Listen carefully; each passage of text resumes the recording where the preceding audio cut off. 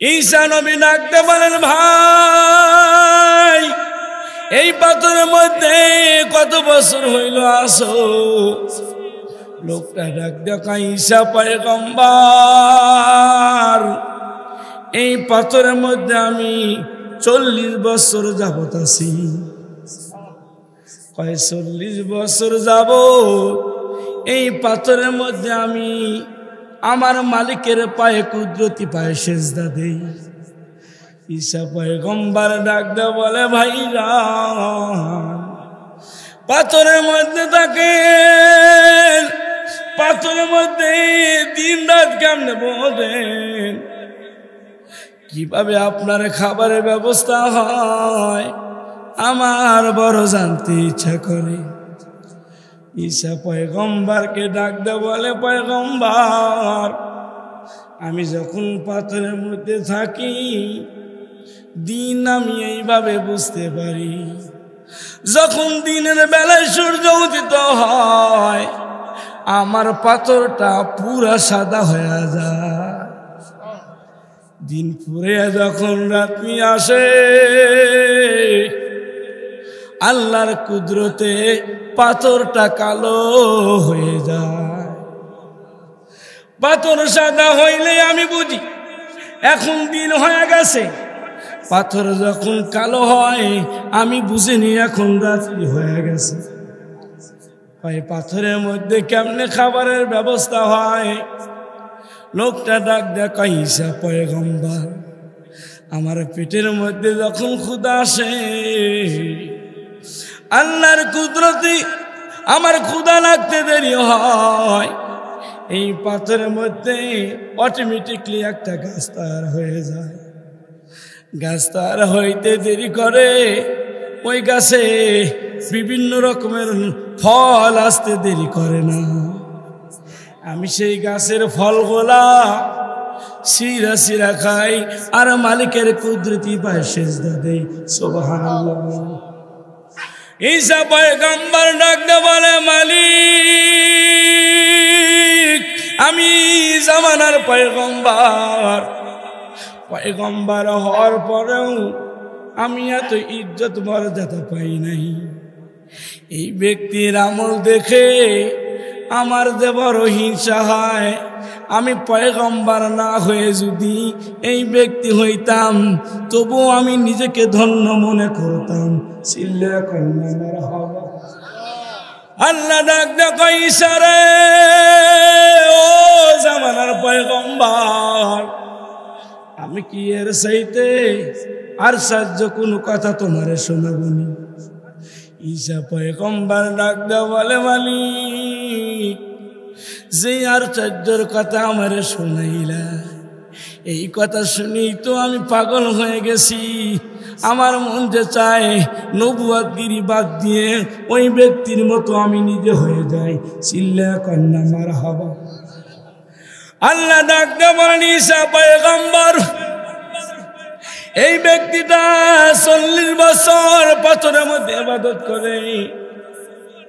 রাত্রি হইলে পাথরটা কালো হয়, দিন হইলে পাথরটা সাদা হয়। ক্ষুধার্ত টাইমে যুবকের সামনে জান্নাতি খাবার চলে আসে। এই দৃশ্য দেখেই তুমি আশ্চর্যবোধ মনে করতেছ, তবে আর চাইতে আশ্চর্য খবর তোমারে আমি শোনায় দেই। ও ঈসা পয়গম্বর, আখিরি জামানার মধ্যে একজন নবী আসবে যার নাম হবে মুহাম্মদ রাসূল সাল্লাল্লাহু আলাইহি ওয়াসাল্লাম। মায়ার নবীকে দুনিয়ার জমিনে আল্লাহ মুহাম্মদ নামে উপাধি দিয়েছেন। আখিরাতের জমিনে আমার নবীকে আহমদ নামে উপাধিতে মালিক ভূষিত করবেন। চিল্লা কন্যা মারহাবা। এই জন্য শায়েখ তার শেরের মধ্যে বলেন, सारे दुनिया की इंसान नबी का तारीफ करे और ना करे, इससे नबी का कोई नुकसान नहीं होगा। नबी की तारीफ के लिए एक अल्लाह ही काफी है। अल्लाह है। डाक दे बोले, ईसा रे ओ পয়গম্বর ঈসা। আখিরি জামানার একজন নবী আসবে, নাম হবে মুহাম্মদ রাসূল সাল্লাল্লাহু আলাইহি সাল্লাম। ওই নবীকে আমি আল্লাহ একটা মাস দান করে দিয়েছি, যে মাসটার নাম হবে শাবান মাস। ওই মাসটাকে আমি আল্লাহ আখিরি জামানার পয়গম্বর মুহাম্মদ সাল্লাল্লাহু আলাইহি সাল্লামের উম্মতের জন্য বরাদ্দ করে দিয়েছি।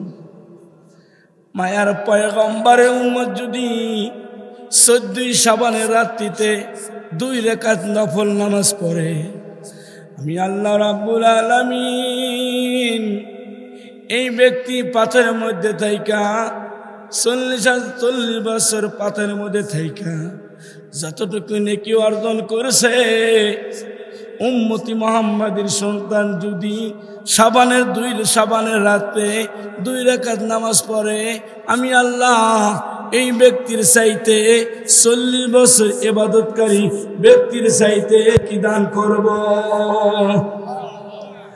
এ মুসলমান ভাইরা রে, মায়ের আল্লাহ মায়ের নবীকে কত ইজ্জত দিয়েছেন বাবা, আমি তোমাদেরকে বয়ান করে বুঝাইতে পারবো কিনা জানি না। আমার আল্লাহ ডাইরেক্ট মায়ার নবীর ব্যাপারে বলছেন, ইন্নাল্লাহা ওয়া মালাইকাতাহু ইউসাল্লুনা আলান নবী ইয়া আইয়ুহাল্লাযীনা আমানু সাল্লু আলাইহি ওয়া সাল্লিমু তাসলিমা।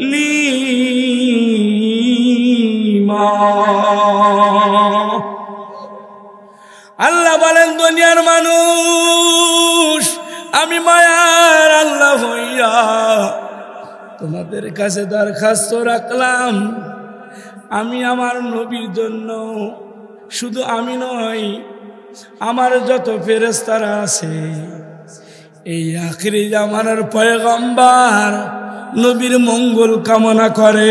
চিল্লা কন্না মারহাবা।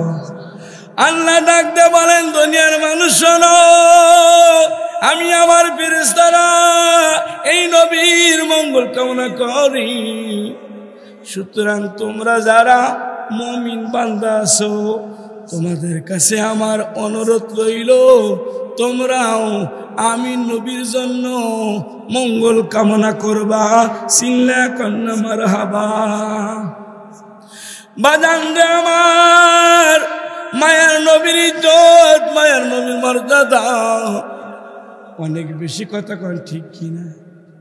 আমরা যখন দুনিয়ায় থেকে চলে যাব, যখন আমাদেরকে সাদা কাপড়ের কাপড় পরাইবে, হুজুর যদি এই বাম পাট্টাটা পরে দেয়, আগে যদি ডান পাট্টাটা দেয়, এরপরে যদি বাম পাট্টাটা দেয়, ওই হুজুরের কি চাকরি থাকবে নি?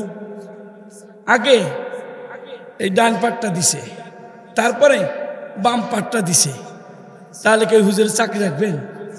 হুজুর সুন্নতের খেলাফ করছে, আর চাকরি থাকবে না। আবার লাশটা নামাইতে গিয়া সুন্দর করে কবরের ভিতরে যদি কোনো হুজুর দোয়া না পড়ে, বিসমিল্লাহি ওয়া আলা মিল্লাতি রাসূলিল্লাহ, এই দোয়া যদি কোনো হুজুর না পড়ে, তাহলে কি তার চাকরি থাকবে? তাহলে বোঝা গেল এই নবীর দাম আছে। সুবহানাল্লাহ বলেন, এই নবীর দাম আছে। এই জন্য নবীজি বলেন, যদি কেউ একবার আমার প্রতি দরুদ পড়ে, এই দরুদটা একজন ফেরেশতা নিয়ে দৌড় দিতে থাকে। তখন ফেরেশতা যখন দৌড় দিতে থাকে, গাছ গাছালি পশু পাখি সকলেই জিজ্ঞাসা করে, ভাই এত দূর দিয়ে কই যাও? কয়, খামারুল্লাহ পড়া অমুক ব্যক্তি নবীর উপর দরুদ শরীফ পড়ছে, ওই দরুদটা নবীজির রওজায় পৌঁছানোর জন্য দৌড় দিছে। তখন সমস্ত পশু পাখি গাছ গাছরা আল্লাহর দরবারে ওই ব্যক্তির জন্য দোয়া করে, আল্লাহ ওই ব্যক্তির জীবনের গুনাহ মাফ করে দাও। আর দরুদটা গিয়ে ডাইরেক্ট রসুলের দেহে যায় আঘাত করলে নবীজির লাশটা লড়তে থাকে, নবীজির হায়াতুন নবীর দেহটা নড়তে থাকে। তখন নবুয়তের নূরগুলো নবীজির অঙ্গ প্রত্যঙ্গ দিয়ে বাইর হইতে থাকে। যেই ব্যক্তি দরুদ পড়লো ডাইরেক্ট দরুদটা রওজা থেকে উঠতে উঠতে উঠতে উঠতে যেই ব্যক্তি দরুদ পড়ে ওই ব্যক্তির সিনার ভিতরে গিয়ে প্রবেশ করে। এই জন্য যে অধিক দরুদ পড়বে আল্লাহ রাব্বুল আলামিন ওই ব্যক্তিকে জাহান্নামের আগুনে পোড়াবে না। জিকির করি লা ইলাহা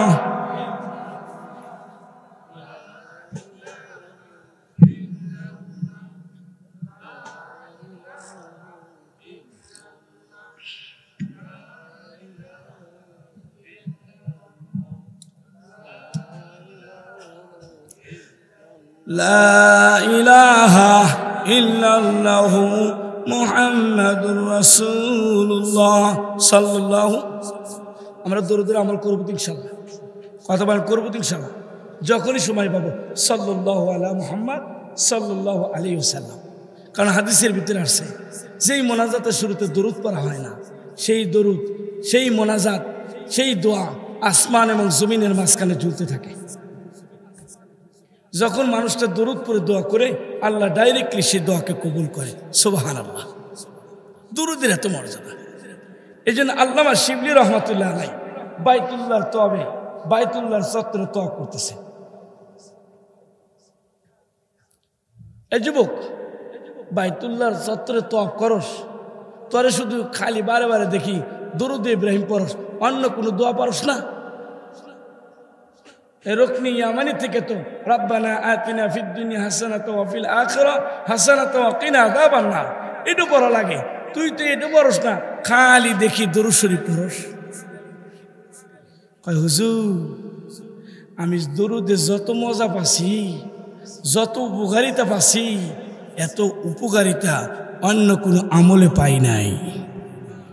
এই জন্য আমি অন্য সব আমল বাদ দিয়া শুধু বাইতুল্লাহর চত্বরে তওয়াব করতেছি আর দরুদ ইব্রাহিম পড়তেছি। সুবহানাল্লাহ, সুবহান। বাবারে, আল্লামা শিবলি রহমাতুল্লাহ আলাইহি ডাক দেখায় বাজান, কি এমন ফায়দা পাইছো যার কারণে দরুদ পড়ো? ডাক দেখায় বাবা, কোন আমলের কারণে তুমি এত বারে বারে দরুদ পড়ো? বাইতুল্লাহর তওয়াবে তুমি দরুদ পড়ো। বাবা, তোমার কাছে জানতে চাই কোন উপকারিতা তুমি পাইছো একটু বলো। এবার যুবক ডাকতে বলে, হুজুর, আমি আমার বাবাকে নিয়ে বাইতুল্লাহ হজের উদ্দেশ্যে রওনা হয়ে গেলাম। আমি আমার বাবাকে নিয়ে পায়দাল ভাবে তদানীন্তকালে বাইতুল্লাহর তওয়াবের উদ্দেশ্যে রওনা হইলাম।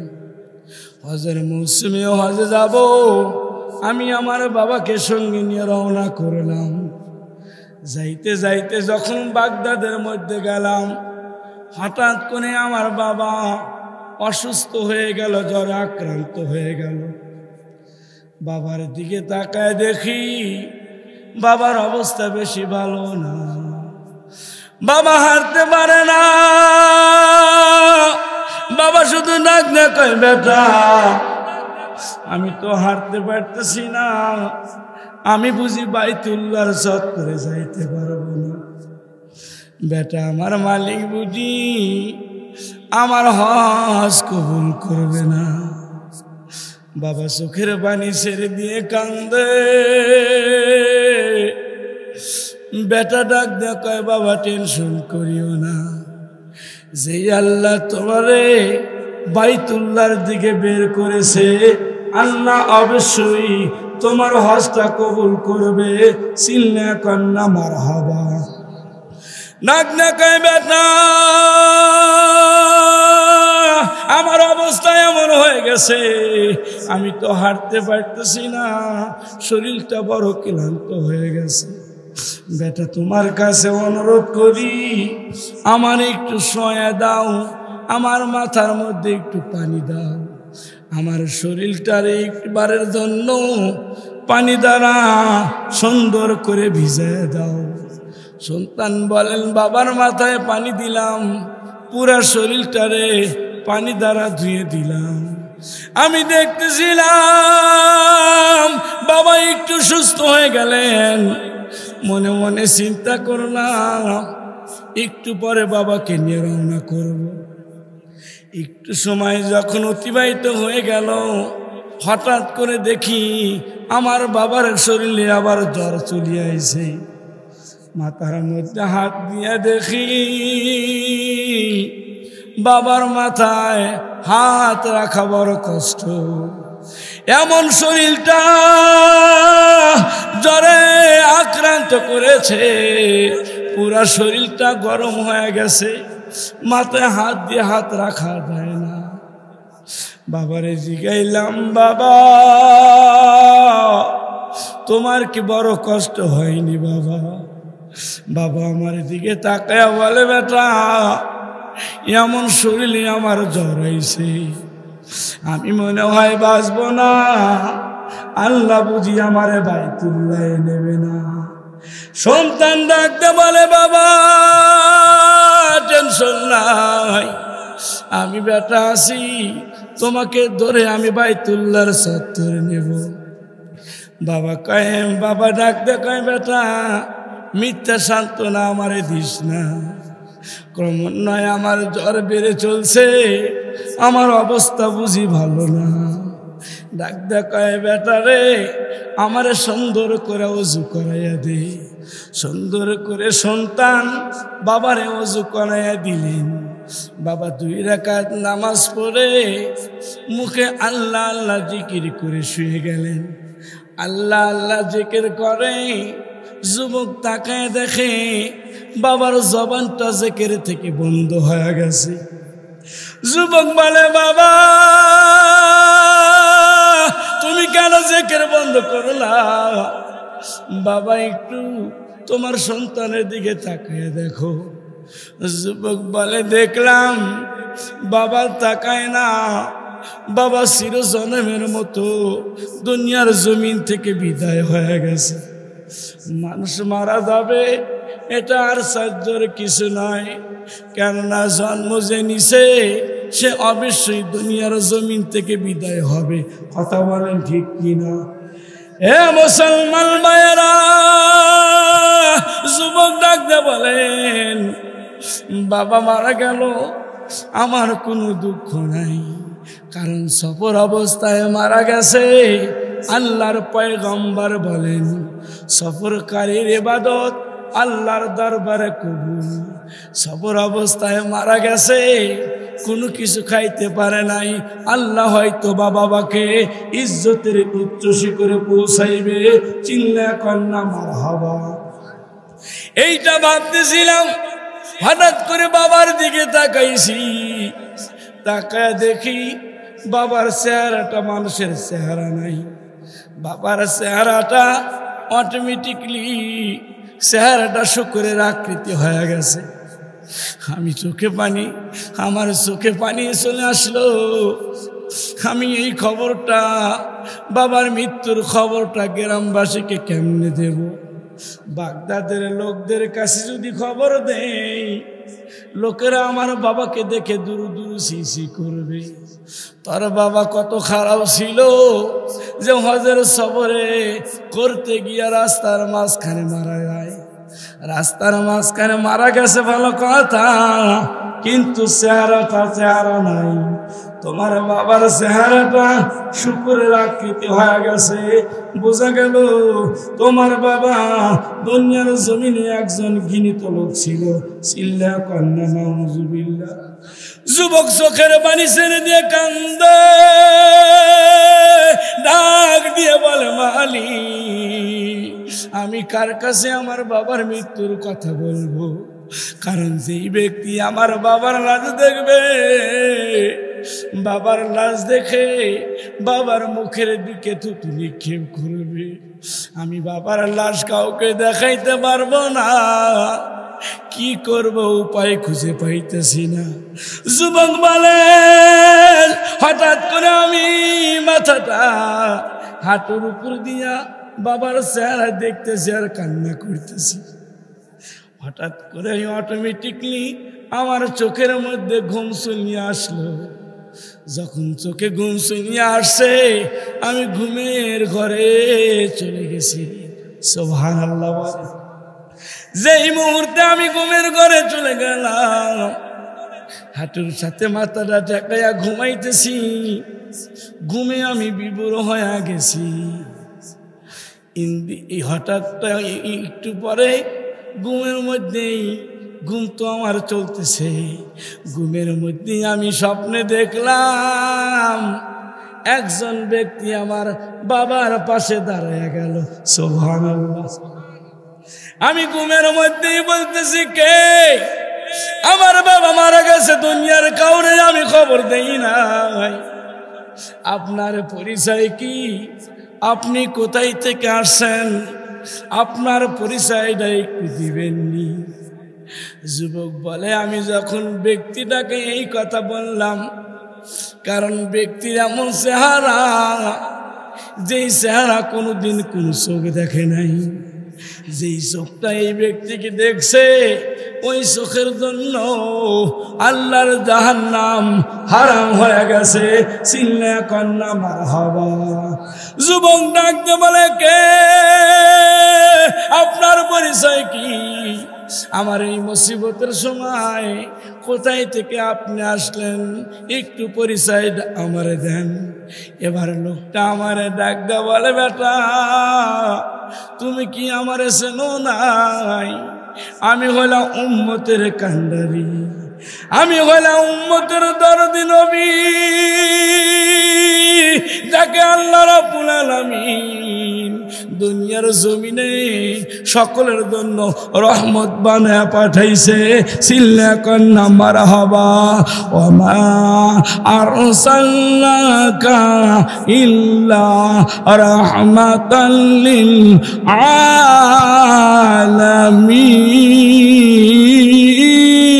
আলামিন।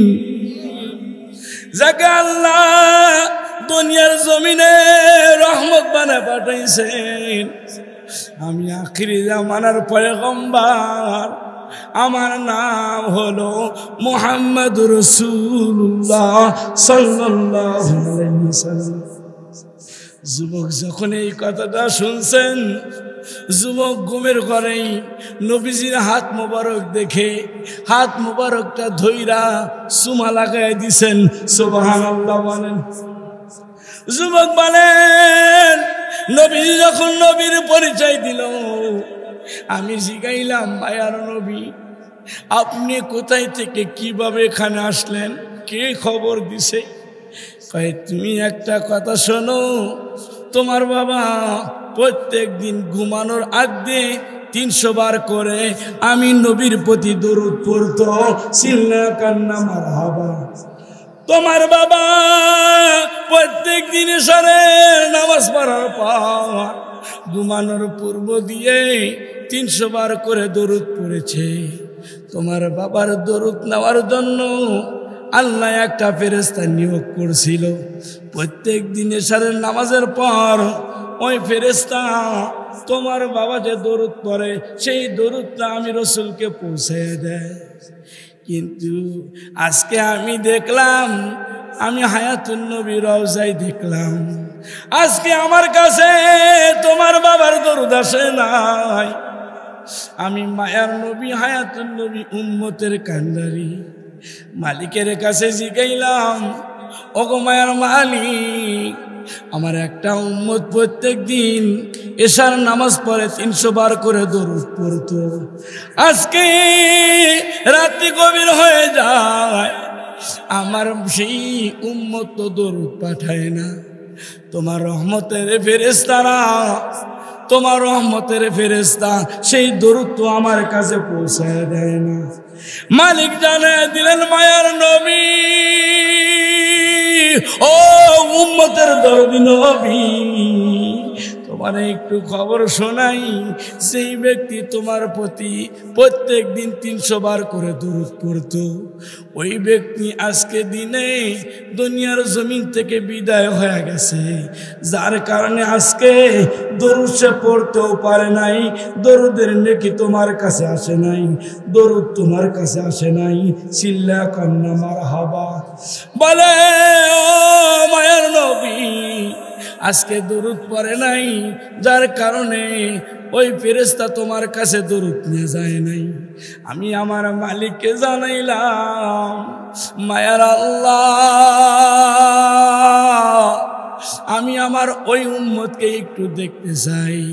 মায়ার আল্লাহ ডাকতে বলে, নবীজি আর একটা খবর তোমারে শোনাই, তোমার যেই উম্মত প্রত্যেক দিন রাত্রিবেলায় 300 বার দরুদ পড়তো, ওই ব্যক্তি মারা গেছে, কিন্তু ওই ব্যক্তি তোমার উম্মতের চেহারাটা মানুষের আকৃতি নয়, ওই উম্মতের চেহারাটা শুকুরের আকৃতি হয়ে গেছে।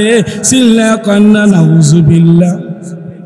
নবী আমার ডাকতে বলেন, মালিক, যেই ব্যক্তি আমার প্রতি দরুদ পড়লো, যে ব্যক্তি আমারে ভালোবাসে, আমার সেই পাগল উম্মত আমার প্রতি দরুদ পড়ছে, আর তার চেহারাটা শুকুরের আকৃতি হবে, এটা আমি নবী সহ্য করতে পারবো না।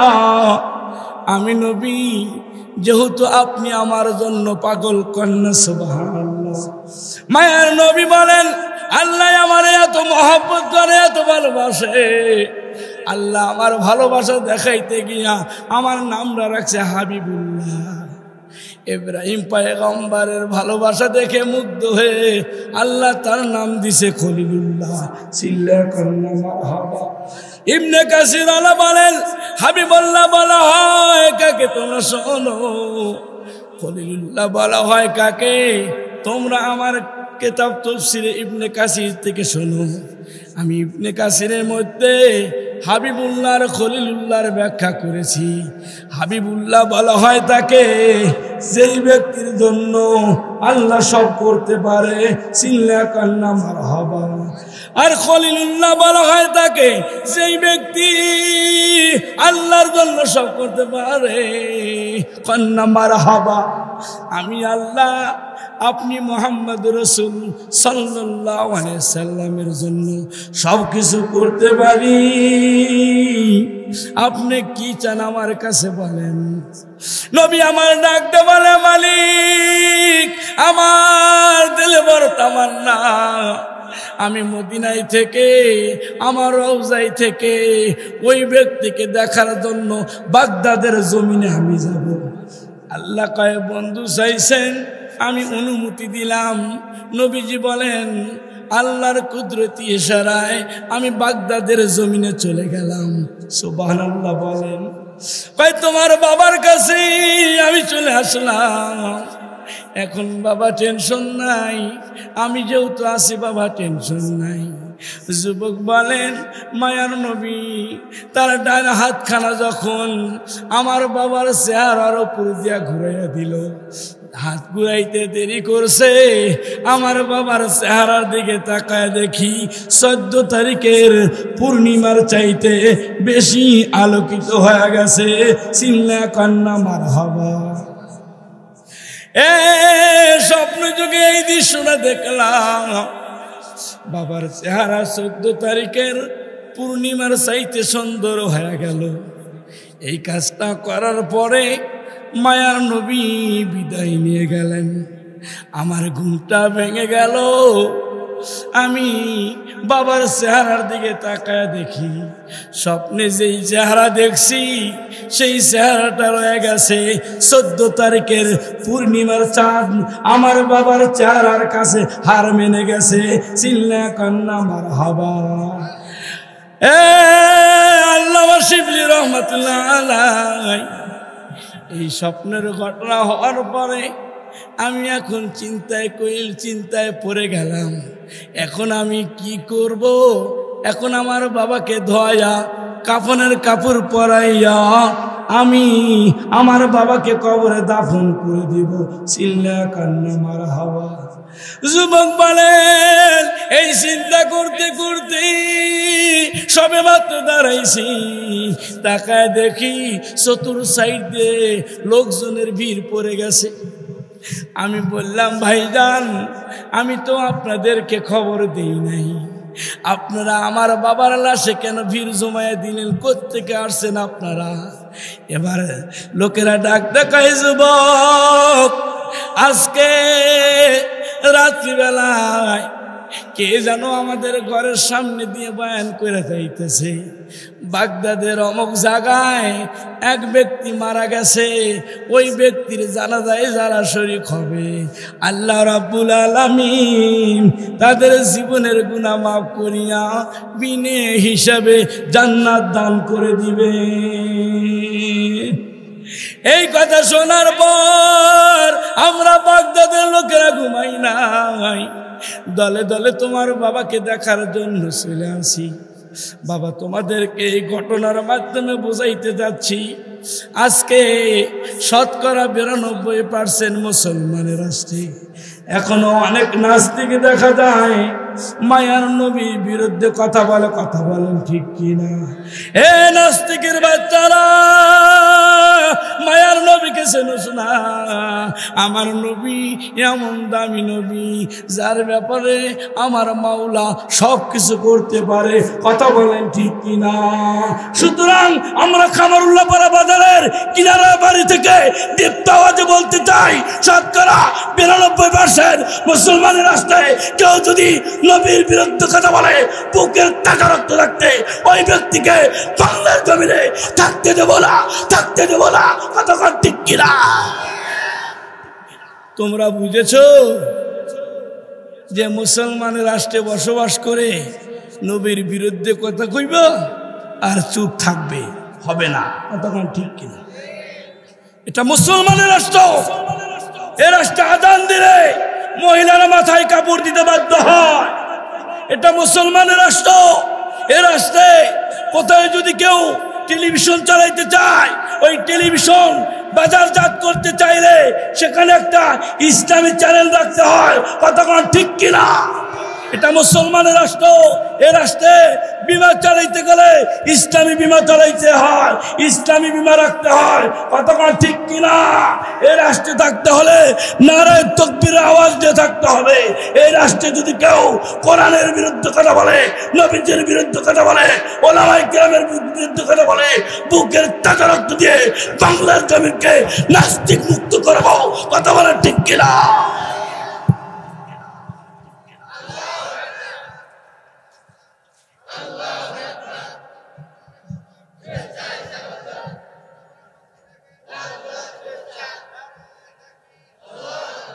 এই যে তাকবীর দেওয়ার দেখছেন ডগ ঢিল, প্রধান বক্তার আগমন, মৌলবী মানুষ বোঝে না।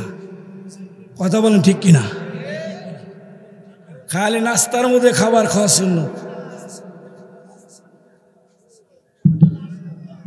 আমি বলছি যে 10:30 নিয়ে আসবে, 10:15 নিয়ে আসছে। মানে আল্লাহু আকবার কোন, আরো জোরে কর আল্লাহু আকবার। ফুবার বাড়ি তো, কারণ যারা মঞ্চে বসে থাকবো তারা ওয়াজ শুনবো, আর যারা ফাঁকে থাকবো খালি কয় খিচুড়ি কর মৌলবী দোয়া করে না কেন, দোয়া করে না কেন মৌলবী, কতক্ষণ না কা। এইগুলো এলো সমাজের ধ্বংসের কারণ। কতক্ষণ ঠিক কিনা? ওই যারা দান করে না তারা এই মসজিদের সমালোচনা করে, যারা দান করে না তারা এই মাদ্রাসার সমালোচনা করে, যারা হুজুর করে দেখতে পারে না তারা মসজিদে সপ্তাহে একদিন না মসজিদ গরম করে। কতক্ষণ ঠিক কিনা? এটা মুসলমানের রাষ্ট্র। সুদারু বলে থাকবে, সুদারু কেমনে থাকবে? এই বয়কট কর, একটা সুদারু জানাজে আমরা যাব না। কথা বলেন না কেন? একটা সুদারু জানাজে আমরা যাব না। আল্লাহর কসম করে বলি, এই এলাকায় কোনো সুদারু থাকবে না। আর কিছু লোক আল্লাহ কয়, আর কিছু লোক কয় বাতিলের শক্তিশালী শক্তিশালী শক্তিশালী। কথা বলেন ঠিক কিনা? কারণ আমরা মুসলমান হলো সুবিধাবাদ জিন্দাবাদ। সুবিধাবাদ কি? সুবিধাবাদ কি? একটু আগে আসেন। লা ইলাহা, আগে আসেন, কেউ বুঝতে দেন। এবেলা দেন তার কাটা আওয়াজ করবো। এবার আসেন আসেন এবার এক আসেন লা ইলাহা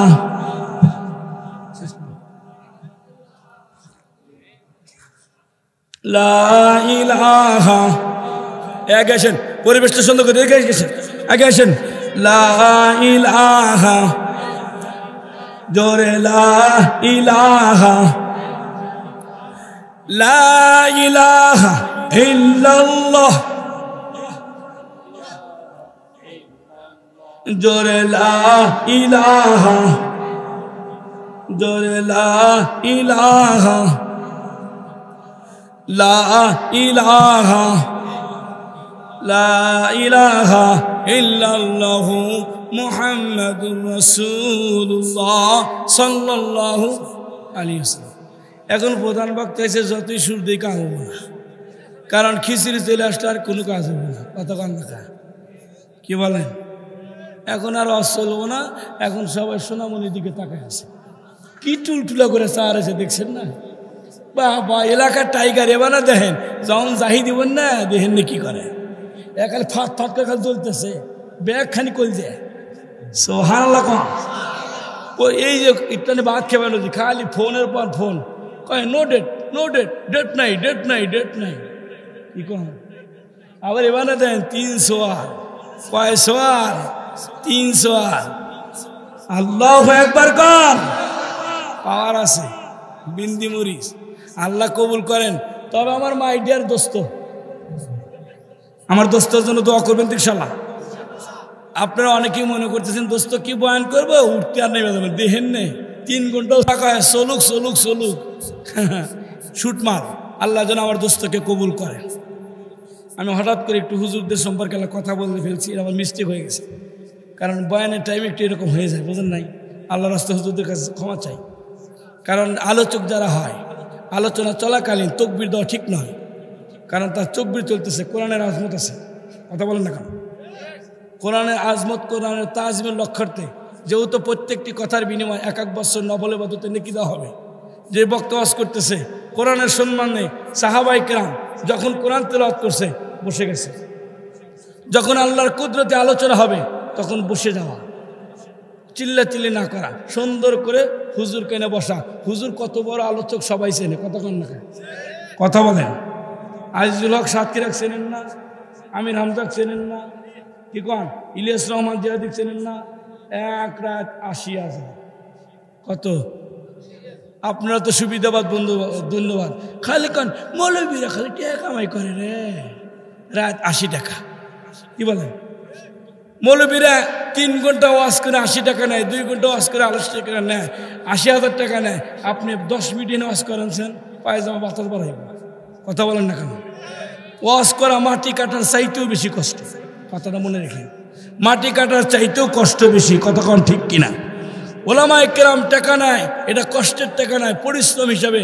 কারণ আমরা দেখছি আগে টাকা না নিলে কালেকশন হয়ে যায়, কেশিয়ারও চলে যায়, সেক্রেটারি চলে যায়। বক্তা কয় সেক্রেটারি কয় রেশন আসতেছি, ওটো পালাইছে। ও সভাপতি কয় আসতেছি, ওটো পালাইছে, কতক্ষণ না খায়। এই জন্য বক্তার আগে টাকা নেয়, তুই পলাশ করে যা খরচ কর, ভালো হইলেও সই না হইলেও সই, কতক্ষণ না খায়। এইটা হলো বক্তাদের ক্যাপাসিটি। কারণ খালি ফাঁকি দেয়। ফেসবুকে দেখছেন এক বক্তাকে এত টাকা দিচ্ছে, মনে করছে কাম হয়েছে, খুলে দেয় খালি 2টা নোট। কয়টা নোট? 2টা নোট। আমি গাড়ি ভাড়া করে গেছে 12,000 টাকা দিয়ে, টাকা হয়েছে 600। তাহলে লোকটার কি অবস্থা, কতক্ষণ না খায়। ওই লোকটার টাকা আগে নিব না পরে নিব? আপনারা চালাক বানান আর খালি কইবেন যে হুজুরা টেহা খায় টেহা খায়, কতক্ষণ না কেন? আয়ব বাচ্চা গান গাইলো, গান গায় একটা গান গাইলো, কি গান বাঙালি বোঝেই নাই, কতক্ষণ না খায়। বৈশাখ মাত্র 10 মিনিট, কত? 1,20,000। কত? 1,20,000। এক তো লোক কইল না, ওরে ও বৈশাখ কি কইল রে, 1,20,000 টাকা হয়ে গেল। এই গায়ক এক খান। আর 3 ঘন্টা 2 ঘন্টা আলোচনা করে 80,000 টাকা নিলে কয় মৌলবীরা কোরআন পয়সা খাওয়া ধরছে, কোরআন পয়সা খাওয়া ধরছে। এইটা অবস্থা। রাগ করলেন নাকি? মাদ্রাসা করলে কয় ব্যবসা, আর কোচিং করলে কয় ছেলেটা কর্ম। মাদ্রাসা করলে কি কয়? একটা যদি কেউ মাদ্রাসা করে, একটা কেজি ও কিন্ডারগার্টেন করছে, ভালো একটা মাদ্রাসা করছে, দেখেন মাদ্রাসার বাচ্চাদেরকে এই মাদ্রাসায় যায় দেখেন হাতের লেখাটা কি। আপনি অনার্স পারছেন, এটাও ওই ক্লাস 1-এর ছাত্র হাতের লেখা পারবে না। বিশেষ না হয় সরাতল গোপালপুর গিয়ে দেখবেন, কি বলেন, আরবি হাতের লেখা, ইংলিশ হাতের লেখা দেখলে আপনি চমক খেয়ে যাবেন, কি বলেন। এই প্রতিষ্ঠানটা চলতেছে, রাস্তা দিয়ে দেখায় ব্যবসার কারখানা খুলে নিছে, ব্যবসা। আর একটা বাচ্চা কোচিং খুলা মাইয়া লোকের সাথে ইটিস পিটিস করতেছে, প্রেম প্রীতি করতেছে। ছেলেটা কর্মঠ, ছেলেটা কর্মঠ, চাকরি পায় নাই, প্রাইভেট কোচিং খুলে নিছে। কথা বলেন না কেন? কোচিং খুললে এটা ব্যবসা নয়, এটা কর্মঠ। আর মাদ্রাসা করলে কয় ব্যবসা। এই জন্য জাতির কপাল পড়ছে। কথা বলেন ঠিক কিনা? কথা বলেন ঠিক কিনা? এই জন্য তো ঐশীর মতো মেয়ে ডাইরেক্ট বাবার গলায় ছুরি চালায়। কথা বলেন ঠিক কিনা? কোরআন নাই যার কারণে সন্তান মাকে মারতে যায়, কোরআন নাই যার কারণে সন্তান বাবাকে মারতে যায়, কোরআন নাই যার কারণে ভাই ভাইকে মারতে যায়, কোরআন নাই যার কারণে তুমি তোমার বিবিকে বেপরদা চালাও, কোরআন নাই যার কারণে তোমার বিবি অন্য পুরুষের সাথে কথা বলে, কোরআন নাই যার কারণে সুদের অঙ্কে নাম লাগাইছো, কোরআন নাই যার কারণে তুমি দুর্নীতি করো, কোরআন নাই যার কারণে তুমি ইনসাফকে বিক্রি করেছো। কথা বলে ঠিক কিনা? কোরআন যদি থাকতো, কোরআন যদি থাকতো এগুলা কিচ্ছু হতে পারতো না। কথা বলে ঠিক কিনা? কোরআন থাকবে তো বাংলার জমিনে ইসলামী পতাকা পাক পাক করে উঠবে। কথা বলে ঠিক কিনা? আল্লাহ কোরআন নিয়ে বেঁচে থাকার তৌফিক দান করো। আর লম্বা চূড়া কথা নয়, এখন সভাপতি সাহেব কই? সভাপতি সাহেব নাই, হয়তো রেস্টে গেছে। এখন আপনাদের সামনে আল্লাহর কুদরত শান 36 ইঞ্চি বক্তা, একটু দেখাও আমার বন্ধু, আমার বন্দুক দেখাও, কুলগুলা চেহারা রে, আমার বন্ধু, আমার বন্ধু। এখন আমার বন্ধু 36 ইঞ্চি কারি হজরত মাওলানা আব্দুল্লাহ আল মামুন 36 ইঞ্চি সাহেব।